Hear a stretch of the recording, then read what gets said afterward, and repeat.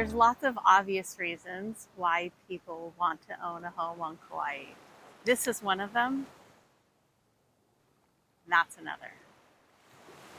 This adorable beach bungalow is located in kind of the northeast corner of Kauai. You're in between Kapa'a and Kilauea. You feel like you're in the country. I mean, it is Kauai. We are the Garden Isle. We've got a lot of country. But you're in between two places where you can go to restaurants, go shopping, go to a grocery store. You both have your own space and you have conveniences within 10 to 15 minutes. You're both 45 minutes from the airport and from Honolulu Bay, just in opposite directions. You can make it to Costco, to Walmart, Foodland in Princeville if that's what you're looking for, within the same 30 to 45 minutes. One of the best things about this house is it is actually on the sand. Now there's grass growing on the sand, but there's sand right underneath the grass. So to get from where I am or from the house to the beach, it's about 20 steps away. 1, 2, 3, 4, 5, 18, 19, 20. Okay, probably another 7. 27. I was right, 27. This home has been so beautifully restored. I'm really excited to show you some of the details. Come take a look. As I've said, I love this house. One of the things I love about it is the use of the louver windows. So AC is relatively new in Hawaii, and most homes actually don't have it on the island of Kauai. But what we do have are louver windows, right? And they're windows that really, once they're open, they're all the way open. So the air flows right through the house. It's one of the ways that Hawaiian plantation homes have always stayed cool. So the breeze is coming off the ocean and going through the house. So it's a great thing about a Hawaiian plantation home. And it's great that they've replaced all the windows now with the vinyl windows, which are product you want in an oceanfront property. So the room that we're standing in today would function as a living room, family room, but originally this was probably an outdoor lanai. And at some point between 1928 and I don't know when, it was enclosed. So now it would function as you can see, as a living room, right? But it's this great wide space that's been enclosed with glass, and once again with those louver windows. I don't even like saying this house has been remodeled, because really it's been rebuilt, but it's been rebuilt keeping the feeling and the theme of a Hawaiian plantation house in mind. They went with retro looking appliances and this sink. So let's just talk about this sink for a minute.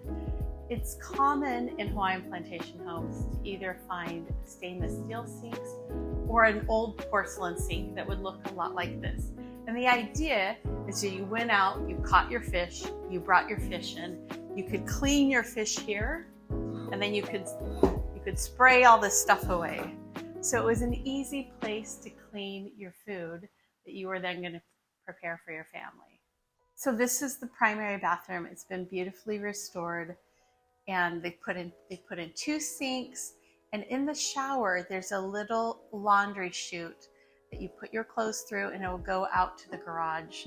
You don't even have to go outside to get your clothes next to the washer and dryer. So this is the second bedroom in the Hawaiian plantation home. Once again, we've got the louver window themes, but remember, it means the breeze is coming through the house. With these homes, they have single wall construction. I always think, this home has survived at least 2 hurricanes, right? And I think the single wall construction actually helps with that. Now, clearly, I'm not an engineer or a licensed contractor, but you do see that these old Hawaiian plantation homes have survived a long time in Hawaii, right? With the elements of all the salt in the air and just the weather, they really seem to do well. So one of the things I also really love about this is they put in wainscoting on the ceiling. So all the ceilings are a little bit vaulted, and this is not original from the Hawaiian plantation home, but to me, it keeps the element and the feeling there. As it has been rebuilt, a lot of what you see is new, right? The floors are new. They have the look and feel as Hawaiian plantation homes would have. Now this half bath is a permitted half bath, right?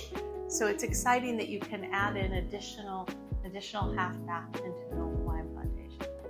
As you know, bathrooms are always a great thing. And it has a walk-in closet. That's also something unusual in a Hawaiian plantation home, right?